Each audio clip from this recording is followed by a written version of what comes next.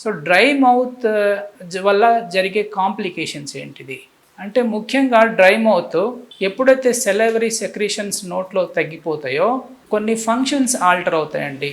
ముఖ్యంగా నోరు ఎండిపోవడం వల్ల నోరు మంట, దాన్ని బర్నింగ్ మౌత్ సిండ్రోమ్ అంటాము. దాంతోపాటు ఆహారం నమలడానికి ఇబ్బందిగా ఉంటుంది, ఆహారం మింగడానికి ఇబ్బందిగా ఉంటుంది. సో ఈ మెయిన్ ఫంక్షన్స్, ఈ సెలైవా అనేది ఈ నోట్లో ఉండే మ్యూకోజాని ప్రొటెక్ట్ చేస్తుంది కాబట్టి ప్రొటెక్టరీ ఫంక్షన్స్ ఆల్టర్ అవ్వడం జరుగుతుందండి జిరోస్టోమియా వల్ల. అండ్ అదొకటే కాకుండా దంతాల మీద దీని ఎఫెక్ట్ ఎక్కువగా ఉంటుందండి. ఎందుకంటే లాలాజలము దంతాలని ప్రొటెక్ట్ చేస్తుంది పాడవకుండా.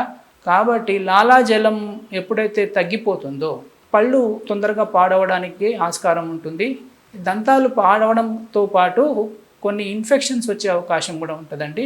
ఈ ఫంగల్ ఇన్ఫెక్షన్స్ కానీ, viral infections or bacterial infections వచ్చే అవకాశం ఉంటుందండి.